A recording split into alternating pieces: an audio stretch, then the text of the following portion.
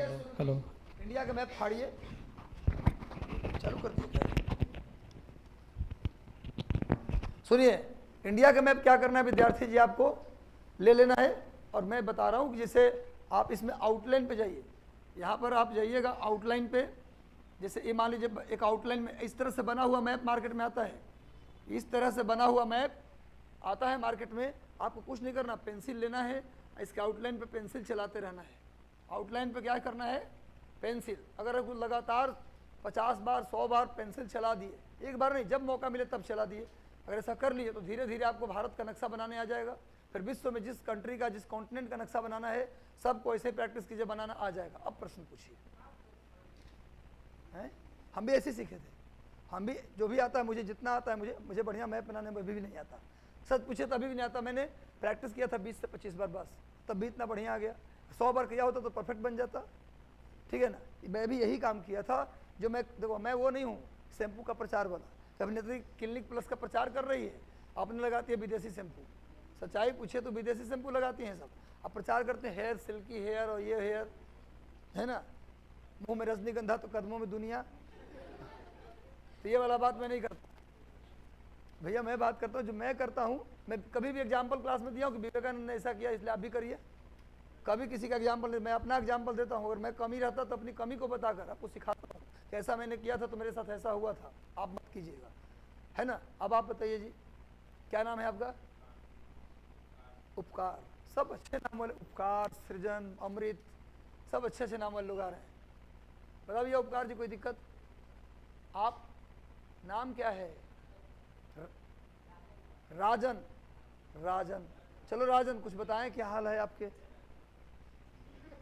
ठीक है, कोई दिक्कत नहीं है। आपका राजन? अनिल जी बताइए आपका जी। अब तो आप तो पुराने विद्यार्थी हैं, कुछ सुझाव दीजिए, और बड़ा ही वक्ता हैं आप, बताइए, बोलिए, जो बोलना चाहते हैं बोलिए। क्या है, कोई क्लास को लेकर कोई समस्या? बोलिए ना, खुल के बोलिए, उसमें सुधार होगा। आप मेरे डायरेक्टर हैं, मैं तो एक्टर हूँ। कभी भी टीचर, कभी भी हीरो को चेंज कर देंगे आप लोग, तो मैं नहीं चाहता कि मैं चेंज हो जाऊँ।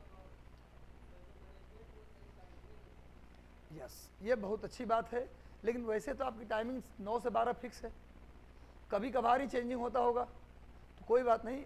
रात को आप 10 से 11 बजे के आसपास एक बार व्हाट्सएप ग्रुप जरूर चेक कर लीजिए, क्योंकि अंतिम रूप से फाइनल और घर से निकलने लगते हैं, तो उससे पहले भी आप एक बार जरूर व्हाट्सएप ग्रुप चेक कर लें।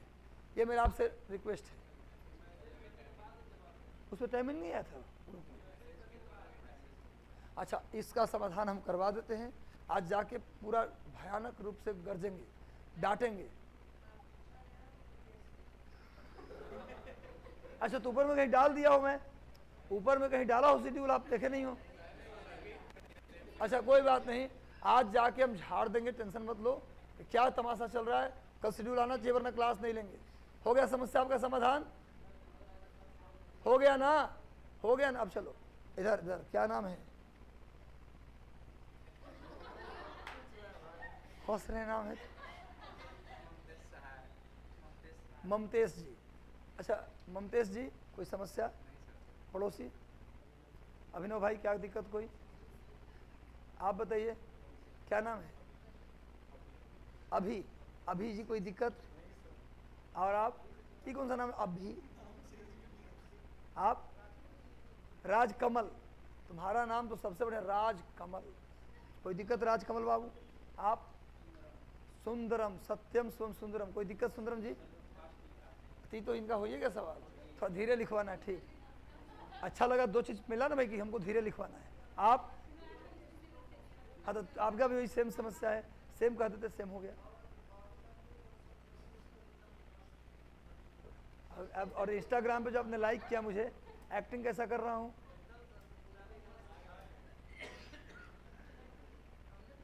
हाँ कमेंट भी किया, उसका भी रिप्लाई करेंगे जाके छुट्टी देके, टाइम नहीं मिला रिप्लाई करने का। बस देख लिया कि आपने मुझे लाइक किया है, मतलब इसका मतलब है कि खराब कर रहा हूँ। तो मैंने हमारा, अच्छा ये मेरी तारीफ कर रहा है या मेरी मेरी अच्छा, इससे लग रहा है कि तारीफ नहीं कर रहा है, ये मेरी खिंचाई कर रहा है। ये तो क्लियर बात है।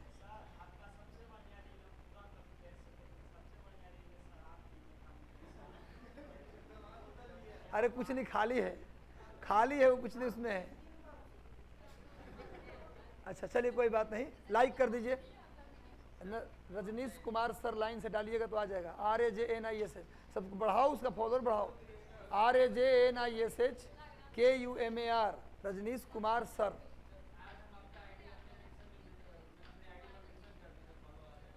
हाँ तो तुम रियल कमेंट करो, कमेंट वैसा मत दिया करो कि हम मतलब अभी जो हमको कमेंट किया आपने, मतलब कि आगे आओ। तुम बताओ जी क्या नाम है आपका? चंद्रशेखर, कोई दिक्कत नहीं है। ये नहीं, दूसरा वाला है, एक और ये भी है लेकिन दूसरा है। रजनीश कुमार सर डालिए ना, रजनीश यूट्यूब पे ना है अलग से, कुमार कोई बात नहीं। कौन देख रहा है? इधर देख रहे हैं क्या? चलिए आगे लो, सबसे ऊपर वाला। चलिए और कोई दिक्कत किसी को? कोई दिक्कत आपको किसी को? अब तुम बताओ जी, कोई प्रॉब्लम? कोई प्रॉब्लम नहीं है। और क्या नाम है आपका? अमित। अच्छा आपका भाई नाम तो बता दो। राहुल जी। और आपका नीतीश, आपका नाम तो याद रहेगा क्योंकि आपने मेंशन किया है, नीतीश जी। और आपका नाम? सत्यम। कोई दिक्कत नहीं। तो एक तो समस्या लगी मुझे क्लास में, वो समस्या मुझे यही लगा कि थोड़ा सा धीरे बोलना है, धीरे लिखवाना है। समझने को लेकर आपको कोई दिक्कत नहीं है, समझाने को लेकर हमें कोई दिक्कत नहीं है, तो मेंटेन करेंगे। मैंने मीडियम पेसर, न फास्ट न स्पिन, मीडियम। हाँ बोलिए। अरे छोड़िए। हाँ एक सवाल ये भी पूछा इन्होंने, थैंक यू, लाइक कर दीजिए। हाँ क्या? हाँ जी बोल रहा हूँ मैं आपको। Thank you. न प्लीज अभी ना, बाद में। चलिए हाँ जी, वो क्या बोल रहे थे आप? मैप कौन कौन सा सर कर लें ताकि परीक्षा में क्वेश्चन न छूटे? देखिए आप जिसकी तैयारी कर रहे हैं उसके लिए, देखिए आप जो सुनो भाई, प्लीज एक बात मेरी हाँ नीतीश जी, नीतीश जी, नीतीश जी सुन लीजिए भाई। कह रहे हैं, इनका कहना है जो सवाल आता है वो सबके लिए आता है। सवाल उन्होंने पूछा लेकिन सबको फायदा होगा। उन्होंने कहा कि सर मैप में कौन सा कॉन्टिनेंट कर लें, मैप में हम कौन कौन सा कॉन्टिनेंट कर लें जिससे कि हमारा काम हो जाए। वैसे तो पूरा विश्व पूछेगा, ये तो कंफर्म है कि पूरे विश्व में कहीं से भी सवाल मैप से हो सकता है बीपीएससी के अंदर, क्योंकि कमीशन का एग्जाम है। वो सेलेक्ट नहीं करेंगे कि हम यहाँ से पूछे, ऑस्ट्रेलिया से पूछ सकते हैं, वो पूछ सकते हैं हमें साउथ अमेरिका से, नॉर्थ अमेरिका से। लेकिन अगर आप बोलेंगे सर इसमें इंपॉर्टेंट ज़्यादा क्या है, ज़्यादा क्वेश्चन कहाँ से आते हैं, तो एक तो आप इंडिया जो है आपका देश, भारत देश के अंदर की बात तो आप करिए ही। अब भारत के जो पड़ोसी देश हैं, भारत के पड़ोसी देश जो इंडिया को छूते हैं, तो पहले इंडिया को अच्छे से कर लीजिए। भारत के सभी राज्य, सारे केंद्र शासित प्रदेश, भारत की नदियाँ, भारत की झील, भारत के जो क्या पर्वत, पठार, मैदान, पूरे माइंस, मिनरल्स, इंडिया करने के बाद अपने पड़ोसी देश पाकिस्तान, अफगानिस्तान, चीन, तिब्बत, नेपाल, भूटान, बांग्लादेश, म्यांमार, श्रीलंका, मालदीव, इनको कर लीजिए। ठीक से कर लीजिए कौन कौन सा राज्य किस देश को छूता है। पाकिस्तान को भारत का कितने राज्य छूते हैं, कौन कौन से देश छूते हैं। म्यांमार को भारत का कौन कौन सा राज्य छूता है ना। इस तरीके से आप कर लें तो आपका पहला काम तो ये होगा, इम्पॉर्टेंट, सबसे ज़्यादा इम्पॉर्टेंट यही है। दूसरा जो इम्पॉर्टेंट है वो इम्पॉर्टेंट है दुनिया में जितने भी लैंड लॉक्ड कंट्री हैं। लैंड लॉक्ड इसका मतलब होता है विद्यार्थी जी कि ऐसा देश जो कहीं से भी समुद्र को नहीं छूता हो, ऐसा देश जो कहीं से भी समुद्र को नहीं छूता। ये ऑनलाइन वाले बच्चे भी सुन लीजिए, हारून जी, कौन सा देश लैंड लॉक्ड है? तो ऐसा देश जो चारों तरफ से ज़मीन से घिरा हो, जैसे नेपाल कहीं भी समंदर को नहीं छूता, तो नेपाल क्या होगा? लैंड लॉक्ड कंट्री, लैंड से लॉक। जैसे भूटान कहीं समुद्र को छूता है क्या? तो भूटान क्या होगा? Land locked. लेकिन म्यांमार लैंड लॉक्ड नहीं है, म्यांमार का बाउंड्री छूता है बंगाल की खाड़ी को, जैसे म्यांमार लैंड लॉक्ड नहीं हुआ। चीन प्रशांत महासागर को छूता है, चीन लैंड लॉक्ड नहीं हुआ। लेकिन चीन के जस्ट ऊपर में एक देश है मंगोलिया चारों तरफ से ज़मीन से घिरा है, कहीं समुद्र का उसका हिस्सा नहीं है, इसलिए मंगोलिया क्या होगा? Land locked. उसी तरह साउथ ईस्ट एशिया में 10 देश हैं, साउथ ईस्ट एशिया दक्षिण पूर्वी एशिया में 10 देश हैं, उनमें एकमात्र देश है लाओस जो लैंड लॉक्ड है, बाकी 9 के 9 क्या हैं, लैंड लॉक्ड नहीं है। तो दुनिया में जहाँ जहाँ भी लैंड लॉक्ड कंट्री है उनके चारों तरफ कौन कौन सी कंट्री है, किस देश से छूते हैं। दुनिया में सबसे ज़्यादा लैंड लॉक्ड कंट्री यह है अफ्रीका में। दुनिया में सबसे ज़्यादा देश की संख्या भी वहीं है। पूछा जाए किस महादेश में सबसे ज़्यादा देश है, किस महादेश में सबसे ज़्यादा कंट्री है, क्या बोलिएगा, अफ्रीका। और दुनिया में सबसे ज़्यादा लैंड लॉक्ड कंट्री भी कहाँ है, तो अफ्रीका। अगर सुन लो मेरी बात, लैंड फिर कहेंगे बहुत फास्ट बोल रहे हैं। दुनिया में लिख लो भैया, लिख लो, लिखना चाह लिख लो। दुनिया में सबसे अधिक लैंड लॉक्ड कंट्री, पानी में रखा है क्या टीचर का सम। अब टीचर का जो है ना गिर गया इज्जत लगता है। तो रंजीत सर अभी हंसना ठीक होगा ना, छोड़ दीजिए, पीछे से जा सकते हैं ला सकते हैं, बैठे रहिए, काहे लाइएगा, पढ़ाई हो रहा है। अच्छा पी लेंगे, रखिए, आ जाएंगे। लिखिए भैया, लिखो, टेंशन ना लो, लिखो क्या लिखे। दुनिया में सबसे अधिक देश की संख्या अफ्रीका में है। दुनिया में सबसे अधिक देश की संख्या अफ्रीका में है। दुनिया में सबसे अधिक देश की संख्या अफ्रीका में है। पहला पॉइंट। अगला पॉइंट, अब धीरे हो गया ना, देखिए अगला पॉइंट, सबसे अधिक लैंड लॉक्ड देश यानी भू आबद्ध देश, हिंदी में क्या बोलते हैं, भू आबद्ध। सबसे अधिक लैंड लॉक्ड कंट्री कहाँ है जी, अफ्रीका में। सबसे अधिक भू आबद्ध देश ये अफ्रीका में है। सबसे अधिक भू आबद्ध देश कहाँ है, अफ्रीका में। 2 पॉइंट। और तीसरा पॉइंट, अब देखिए क्या करना है, एक तो ये कर लेना है, अगला क्या करना है, यूरोप। यूरोप महादेश में पश्चिमी यूरोप को ठीक से पढ़ लीजिएगा। सुनो, मैप में इंडिया के आसपास के देश इंपॉर्टेंट हैं, लैंड लॉक्ड कंट्री इंपॉर्टेंट हैं, अब प्लस तीसरा पश्चिमी यूरोप जिसमें इंग्लैंड है, फ्रांस है, बेल्जियम है, नीदरलैंड है, लग्जमबर्ग है, जर्मनी है, स्पेन है, पुर्तगाल है, स्विट्जरलैंड है, इटली है, पोलैंड है। ये जो पश्चिमी यूरोप के देश हैं उसके मैपिंग को आप ठीक से करिएगा।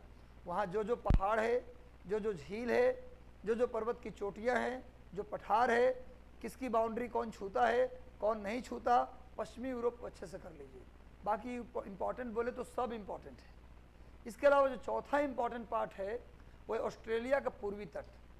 और पूरा ऑस्ट्रेलिया नहीं, ऑस्ट्रेलिया का जो पूर्वी हिस्सा है जिसमें क्या है, सिडनी है, मेलबर्न है, कैनबरा है, एडलेड है। जो ऑस्ट्रेलिया का जो पूर्वी तट है और उस पर जितने भी शहर बसे हुए हैं उन सभी शहरों को हम कहाँ पढ़ेंगे विद्यार्थी जी, मैप में पढ़ेंगे, इंपॉर्टेंट है। तो बस इतना कर लीजिए तो आपका काम हो जाएगा। चलिए, तो हम लोग कल कहाँ तक पढ़े थे बता दीजिए। काराकोरम का फोटो बनाए थे, केवल ये बता दिए थे काराकोरम में कोई हिल स्टेशन नहीं मिलता। काहे नहीं मिलता, तो उसकी ऊंचाई ज़्यादा है। ऊंचाई से क्या होता है, ठंड बढ़ जाता है, और ठंड बढ़ने से वहाँ इंसान नहीं रहता। तो हम लोग एक फोटो ऑनलाइन वाले भी हो तो बता सकते हो। चलो भैया, विस्तार बात मत कीजिए। कहाँ है विद्यार्थी जी, आपको बनाना नहीं, आपका बना हुआ है। इसका विस्तार तिब्बत में है, लद्दाख में है, तिब्बत में है, और कहाँ है विद्यार्थी जी, चाइना में है। लद्दाख, तिब्बत और चीन में है।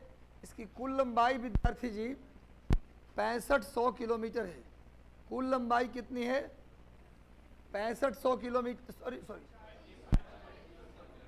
हाँ 2500, चलो इसका मतलब आप पढ़ के आ रहे हैं। 2500 किलोमीटर है। इसकी औसत ऊंचाई हमने लिखा था 6500 मीटर। इसी वजह से टेम्परेचर यहाँ कम हो जाता है, ज़्यादा नहीं, कम हो जाता है, जिस कारण से हिल स्टेशन नहीं बनता, पूरा इलाका बर्फ़ से ढक जाता है। अब मैं बता दूं विद्यार्थी जी आप लोगों को कि इस पूरे पर्वत में जो हिस्सा तिब्बत का है, तिब्बत में इस पर्वत को कैलाश रेंज के नाम से जानते हैं। कैलाश श्रेणी, तिब्बत में इस पर्वत को किस नाम से जानते हैं, कैलाश रेंज के नाम से जानते हैं। तिब्बत में इस पर्वत को कैलाश रेंज के नाम से जानते हैं। कैलाश रेंज, तिब्बत में इस पर्वत को क्या बोलते हैं, कैलाश रेंज। नोट कर लीजिए, फोटो में भी लिख लीजिए और अलग से भी लिख लो। कि पहले फोटो में लिख लो और फिर लिखो अलग से। काराकोरम पर्वत को तिब्बत में कैलाश रेंज के नाम से जानते हैं। काराकोरम पर्वत को तिब्बत में कैलाश रेंज के नाम से जानते हैं। काराकोरम पर्वत को तिब्बत में, काराकोरम पर्वत को, और धीरे, काराकोरम पर्वत को तिब्बत में कैलाश रेंज के नाम से जानते हैं। कैलाश पर्वत माता पार्वती भगवान शिव का निवास स्थान है, पता है आपको। कैलाश, समुद्र मंथन हुआ, वासुकी नाग और मंदार पर्वत बांका जिले में पड़ता है। तो मंदार पर्वत और वासुकी नाग से समुद्र मंथन हुआ, 14 रत्न निकले, सारे देवता रत्न लेकर चले गए। शिव जी को मिला विष, कोई विष पीने को तैयार नहीं। विष कहीं फेंक देंगे तो, समुद्र फेंके तो समुद्र सूख, इतना गर्म कौन पिएगा। विष दुख ठीक है, शिव जी विष पी लिए और दुनिया को सुख बांट दिए। शिव गुरु की पूजा करते हैं और पूरा जिस इलाके में अगर हो गया पूजा, उस दिन आप न तो लाइव ले सकते हैं, उस दिन न तो आप पढ़ाई कर सकते हैं, न कोई स्पेशल मीटिंग ले सकते हैं आप। जी सर, थैंक यू सर। आइए।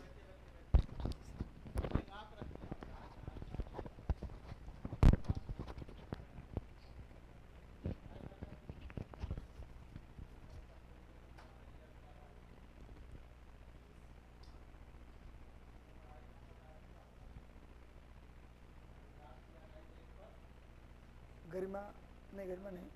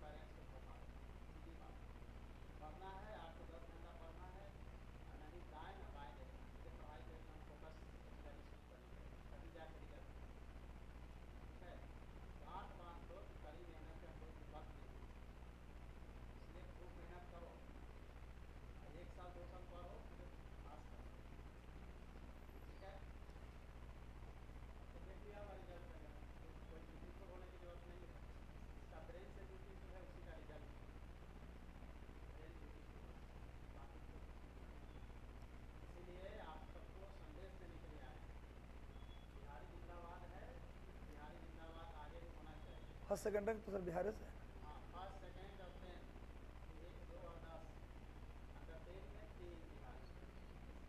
ना पटना से।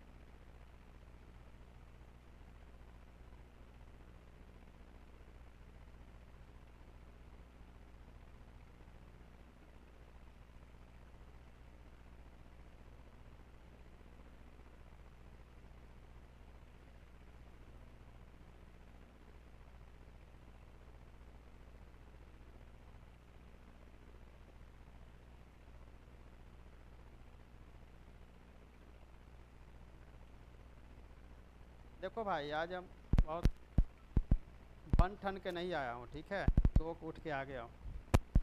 दिखाना चाहते हो तो दिखा देते हैं। चलो, तो ये पूरी की पूरी स्टोरी है, ठीक है ना, तैयारी का पूरा स्टोरी जो मैंने आपको बताया। आवाज़ तो चला गया हुआ कि नहीं गया इन लोगों का आवाज़? अरे लिखो भाई, आवाज़ गया कि नहीं गया तुम लोगों को? बोलिए। गुड मॉर्निंग हारून हसन, सरोज कुमारी। हाँ, और good morning all of you. और बताओ, और कोई है? ठीक है, चलिए देख लिए हैं, इसी से एनर्जी मिल जाती है। तो अभी क्या करना है कि मेंस के लिए सबसे पहले डेली सुबह उठने के बाद, ठीक है, अगर बाथरूम लेट से जाते हो तो सबसे पहले क्वेश्चन लिख लो, या बाथरूम से होके आने के बाद 2 क्वेश्चन डेली लिखना है। क्या लिखना है? 2 क्वेश्चन। कुछ भी नहीं आता है तो भी यह मान के चलना है कि आज मुझे 10 पेज लिखना है पर डे। तो कब लिखना है? सुबह में। लेकिन आपका मन कहेगा कि जब दिन भर में लिखना ही है तो शाम में लिखेंगे। फिर मन शाम होगा तो मन यह कहेगा कि रात में लिखेंगे। जैसे रात होगा तब मन कहेगा कि कल से लिखते हैं। एक दिन हिम्मत करोगे, अगला दिन फिर मन कहेगा चलो ना आज नहीं लिखें, क्या होगा, फिर कल से लिखें। ये मन का तुम लोगों का रीडिंग जो है मैंने बता दिया। ये मन आप लोगों के बस में नहीं है, और मन हमेशा जो है वो हमेशा सॉफ्ट चीज़ों को लेकर करना चाहता है। जो हार्ड चीज़ें हैं उससे दूर ले जाना चाहता है, यानी आपकी सफलता से दूर ले जाने का पूरा प्रयास करता है। मन का काम ही यही है कि आपको बहकाना। समझ में आ गई बात? पर डे 2 क्वेश्चन लिखना है। लेकिन 2 क्वेश्चन कौन सा लिखना है? अगर ज्योग्राफी पढ़ाया जा रहा है तो ज्योग्राफी का तुम जो सोचते हो लिख लो। नहीं कुछ समझ में आता है तो करेंट बेस्ड क्वेश्चन हो सकता है, लिख लो। जो तुमको समझ में आता है, प्रीवियस ईयर्स में क्वेश्चन पूछे गए हैं, उससे लिखो।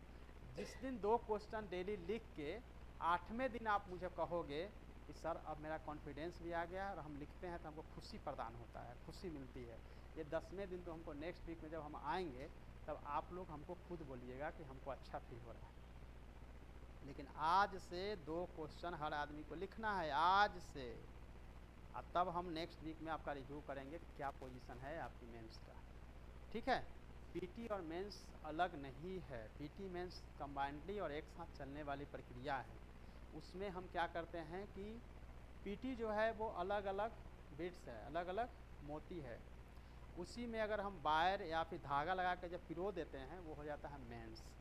तो मेंस और पीटी अलग नहीं है बिल्कुल, एक उसको केवल माला बना देना ही मेंस है। और पीटी में अलग अलग बिखरा हुआ फैक्ट होता है।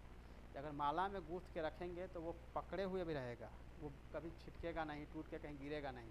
यानी कि पीटी अगर तुमको करेक्ट करना है तो कॉन्सेप्ट भी लेकर चलना पड़ेगा, क्योंकि बीपीएससी का एग्ज़ाम का जो पैटर्न है वो बिल्कुल मेंस पे आधारित होते जा रहा है। इसलिए मेंस पे भी फोकस करो, कॉन्सेप्ट को क्लियर करो। नहीं क्लियर होता है तो रट जाओ, और तभी जाके रिजल्ट होगा। सीधा समझना है कि हम पीटी का क्लास नहीं कर रहे हैं, पीटी में दोनों का क्लास कर रहे हैं। माइंड में क्लियर रखना, क्योंकि तुमको जो बताया गया उसको अपने हिसाब से देखना है प्रीवियस 10 ईयर्स में कौन कौन से क्वेश्चंस आए हैं, ठीक है। और लिखना शुरू करो, लिखना शुरू करो, लिखना शुरू करो। जो लोग नहीं लिखोगे वो बहुत ज्ञानवान होने के बाद भी आप एग्ज़ाम पास नहीं कर रहे हो। लिख लो सबसे ऊपर कॉपी के ऊपर, बस सीधी बात है। जिस दिन लिखना तुमने शुरू किया समझ लेना कि तुम्हारा रिजल्ट हो रहा है। फिलहाल तो 2 क्वेश्चन बोल रहा हूँ, आगे देखते हैं कितना आप लोग से लिखवाते हैं। लिखना एक हार्ड टास्क है, हिमालय एवरेस्ट पे चढ़ने के बराबर। लेकिन जिसने लिखना शुरू कर दिया उसी तरीके से उसका रिजल्ट की शुरुआत वहाँ से शुरू हो जाती है। ये बहुत गंभीर बात आप लोगों को बता रहे हैं, ठीक है, क्योंकि मेरा पूरा 10 ईयर्स का एक्सपीरियंस बताता है ऐसा है। मैं अपनी बात करूँ, एक बार बैठने के बाद 6 घंटा तक मैं लिखता था, 6 आवर्स। और अभी नहीं, यूनिवर्सिटी के टाइम में जब बच्चा छोटा होता है, ग्रेजुएशन फर्स्ट ईयर, 16-17 साल एज होता है, 6 घंटा लिखना कितना मुश्किल है। 6 घंटा में बाथरूम भी तो लगता है, लेकिन बाथरूम को भी रोकना है। 6 घंटा बोल दिया तो बोल दिया, आंधी आए तूफान आए बारिश आए, नहीं खुलेगा, बस लिखाएगा 6 घंटा। मैं ये नहीं कहता हूँ कि मेरी तरह तुम लोग जो पागल बन जाओ पढ़ाई के लिए, कम से कम 2 घंटा पर लिखो। सीधी बात है, मुझे लगता है ज्ञान आप लोगों को मिल गया। अब ज्ञान को कितना अडॉप्ट किए वो डिपेंड करेगा कि आप करते हैं कितना।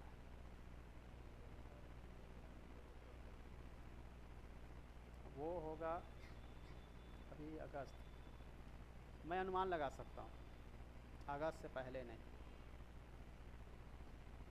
ठीक, और कुछ है? चलिए पढ़िए, और कोई इशू हो तो हमसे पूछिए, बाकी तो आप लोग टेलीग्राम पे लिखते ही रहते हैं मैसेज वैसे। ठीक है, टेलीग्राम पे ही पर्सनल कॉल देंगे तो फिर तो आप बहुत कॉल करेंगे ना, इसलिए नंबर नहीं देते हैं। नंबर अपना हम छुपा के रखते हैं। आप मैसेज कर सकते हैं, टेलीग्राम पे मैसेज कर सकते हैं, कुछ इशूज वगैरह आप लोगों को हो, कुछ समझना हो, बुझना हो, मेरा पर्सनल पे करिएगा।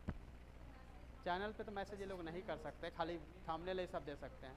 पर्सनल जो मेरा है ना, उस पर जाके वो मैसेज कर सकते हैं। नहीं नहीं नहीं, नंबर से थोड़े करना है, नाम सर्च मारिएगा, रंजीत IAS करिएगा। आप कॉमन ग्रुप में जाके कर नहीं सकते मैसेज भाई, आप कॉमन ग्रुप में नहीं कर सकते हैं, मैं बता देता हूँ। चैनल पे जाके नहीं कर सकते हैं ये लोग। ये हमारे पर्सनल में आके देखिए, देखिए इसमें है IAS रंजीत 1, ये वाला जो है ना पिक्चर दिख रहा है हीरो वाला, देखिए हीरो टाइप का नहीं, येलो टाइप का पिक्चर दिख रहा है। हाँ, इसमें जाना है, इसमें है रंजीत IAS रंजीत 1, तो आपको जस्ट लाइक ये ओपन हो जाएगा, इसमें कर लीजिएगा। पर्सनल वाले पे कर ही सकते हैं, यानी समझिए प्रोफाइल है, चैनल पे आप नहीं कर सकते, प्रोफाइल पे कर सकते हैं। देखो इस पर क्या हुआ, IAS रंजीत 1 नहीं हो रहा है सर्च, नहीं हो रहा है सर्च, ये विदाउट स्पेस है, @IAS रंजीत 1।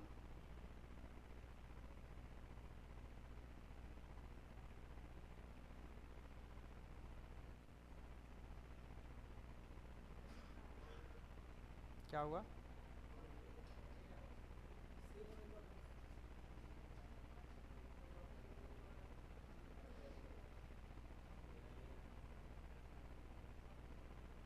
अरे चलो भाई ले लो, नंबर ले लो, 9263, शेयर मत करना था, नंबर हम चेंज कर देंगे। 9263 511, मोबाइल में भी आवाज़ आ रहा है उधर से।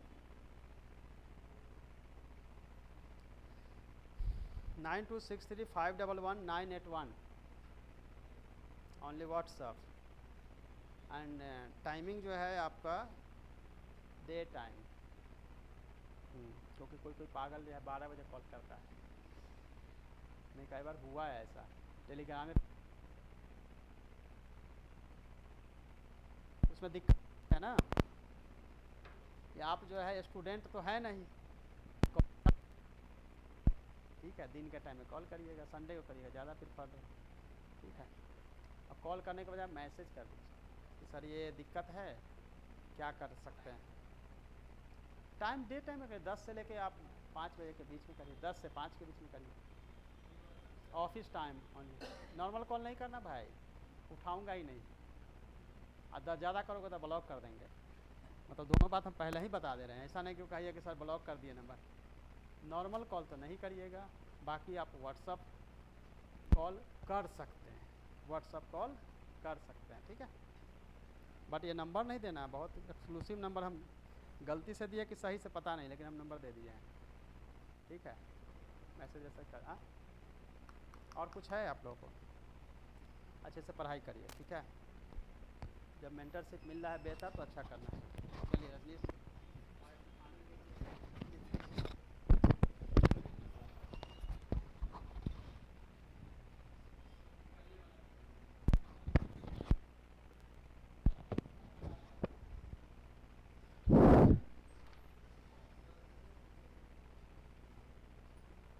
चाह रहे हैं क्या घर पानी, तो इसको लेते जाइए, इसमें भर के लेते जाइए पानी।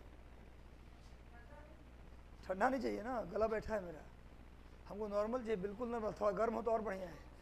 पानी टंकी में से निकाल के लेंगे तो और बढ़िया है, क्या भाई। तो लिखिए, आज हमको आराम बहुत मिल रहा है, सब क्लास में सर आ जा रहे हैं, तो 10 मिनट पढ़ा दे रहे हैं, तो अपना किनारे बैठ के सुन रहे हैं हम भी। देखिए आप लोग मेरा सम्मान रख लिए, लेकिन सम्मान इसलिए रख लीजिए कि जब पूछा गया तो आपने उत्तर दिया कि सबसे ऊपर काराकोरम है उसका, ये तो पहले ही बताया हुआ है, बिना ट्रिक के आपको याद था। क्रम से बता दे, देख के काराकोरम, फिर लद्दाख, फिर जॉस्कर, फिर ग्रेटर हिमालय। उसमें तो ग्रेटर हिमालय गायब है, कहा है सीधे पीर पंजाल पहुंच गया मैटर, मिडिल हिमालय। तो कोई दिक्कत नहीं है, आप हमारा सम्मान रखते हैं और मुझे ये विश्वास हुआ कि हम अच्छा पढ़ाते हैं तभी आपको याद है। नहीं जी, हम इस तरीके से आपको समझाते हैं कि आपको बातें याद हो गया। और जो कहा गया कि मेंस की तैयारी साथ कीजिए, अभी शॉर्ट नोट्स क्वेश्चन पूछा जा रहा है, पहले नहीं आते थे शॉर्ट नोट्स, अब शॉर्ट नोट्स पूछ रहे हैं, तो हो सकते हैं पूछ दें हिमालय की विशेषता लिखिए, भारत के लिए हिमालय का महत्व तो लिखिए, मोरदार पर्वत क्या है वो लिखिए, तो शॉर्ट नोट्स में डाल सकते हैं, नहीं डाल सकते। ये जो हम पढ़ा रहे हैं ना, आप लोग एक काम भी करिएगा कि इसके बारे में 2-4-10 लाइन मेंस टाइप का भी लिख के रख लीजिएगा साथ ही साथ। तो देखिए आप लोग, कि काराकोरम पर्वत को तिब्बत में कैलाश पर्वत जानते हैं, और सुनिए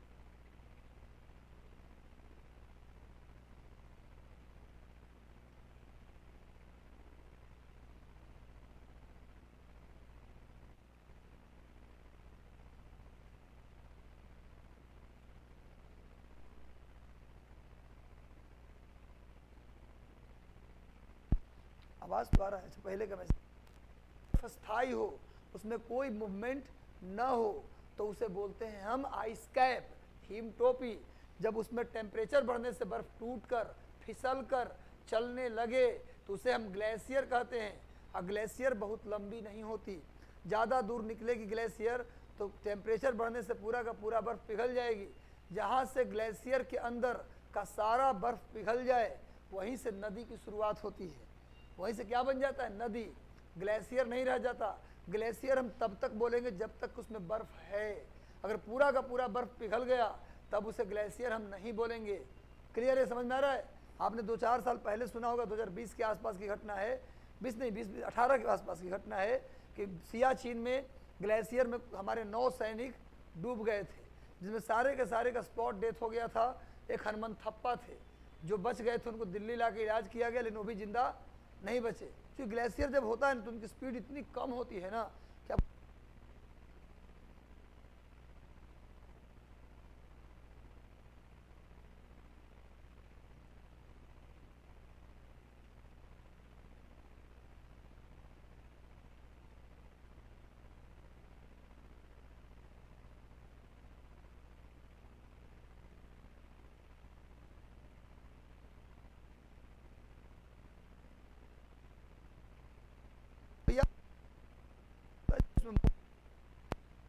ग्लेशियर की लंबाई 10 किलोमीटर भी होता है, 8-10 किलोमीटर, 5 किलोमीटर और 100-150 किलोमीटर तक भी ग्लेशियर की लंबाई होती है। समझ में